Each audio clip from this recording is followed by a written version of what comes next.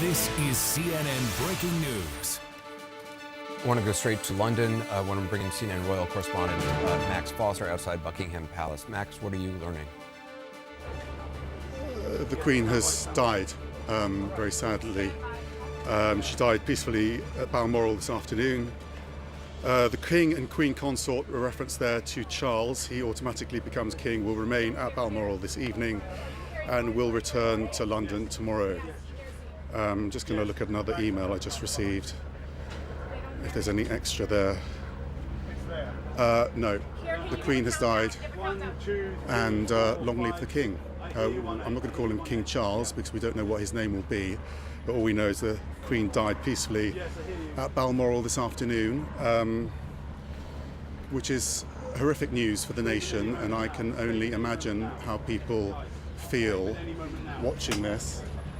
You'll see that the flag over Buckingham Palace has been lowered to symbolise the Queen's death. I don't know quite what to say. I mean, this was the news we were dreading, but obviously what happened this afternoon was the Queen died and the family were informed and they headed up to Balmoral and they are there to pay their respects. There's a very clear process that follows now. We would expect to hear from the King tonight in a televised address, and you'll start hearing bells tolling across London and indeed the nation, and flags lowered like this will be reflected at public buildings across the United Kingdom. And we now have a very clear process of about 10 days leading up to a funeral.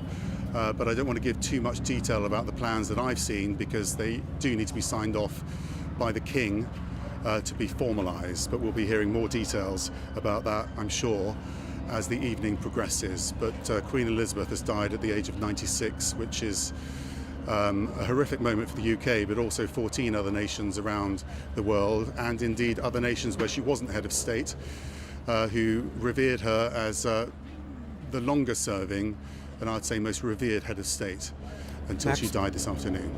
Max, let me just ask you, just personally, you have followed this family through much of your career. You're a royals correspondent. You have watched the Queen in good times and in bad times.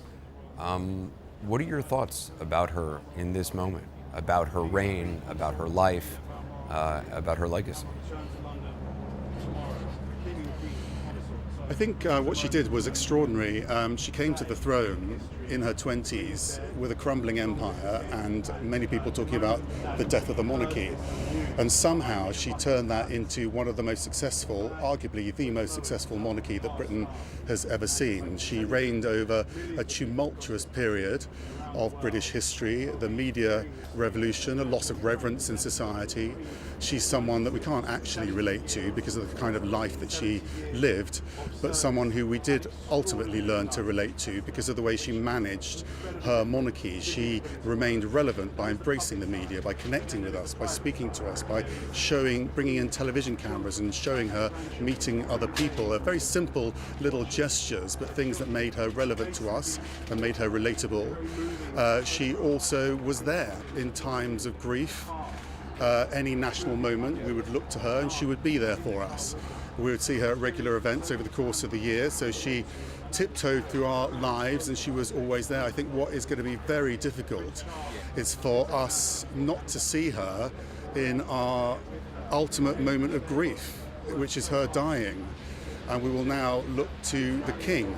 We'll wait to hear whether or not the King keeps the name Charles, whether he's King Charles or he chooses another name. We will get details on that when a placard is put up there on the forecourt at Buckingham Palace, where he will, the formal announcement will be made and there'll be a reference to his name. We know that Camilla is now the Queen Consort, so she is Queen Camilla.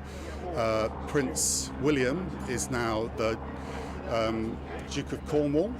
He will inevitably become the Prince of Wales because that's a title that will come to him, and he takes over the Duchy of Cornwall, and now Prince George is second in line to the throne. So this is a huge moment in British history and Commonwealth history, and I think for the world, because I think she transcended actually monarchy, and I think she was a truly global figure, and one who has a guaranteed place in the history books. And I'm now looking down at those people gathering outside the palace gates, and I think those numbers will escalate, and it will be a very emotional scene as this news sets in. Christiane? It is very extraordinary to hear Max describe what's happened and keep using the word King Charles, or sorry, the new king, because for 70 years this country and the world has only known a queen, Queen Elizabeth.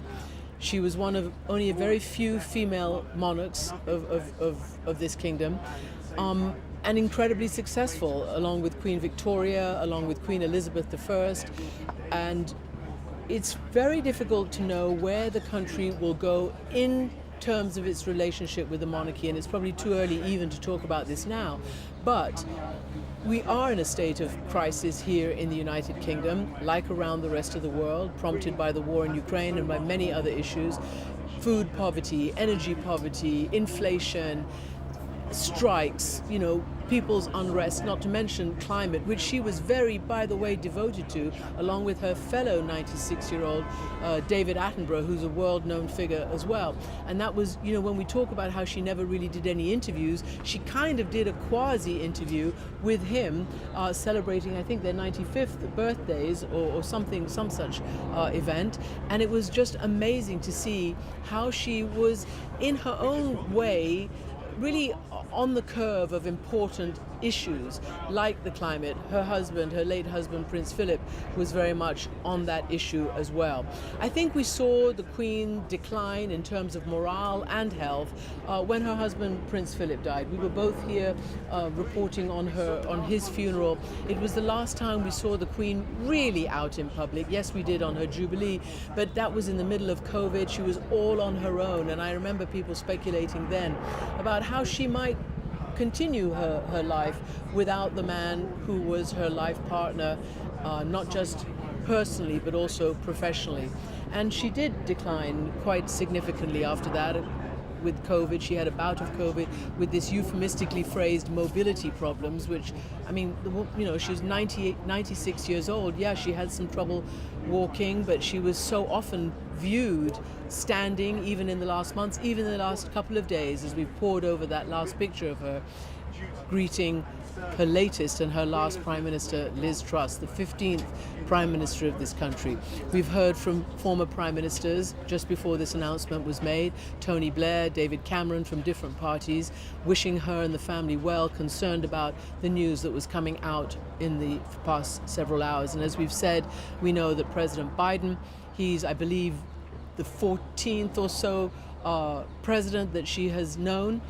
She first knew President Truman and all the other US presidents. And yes, she's been the head of the Commonwealth. She's been surrounded by world leaders throughout the last 70 years and has given a message, I guess, of continuity.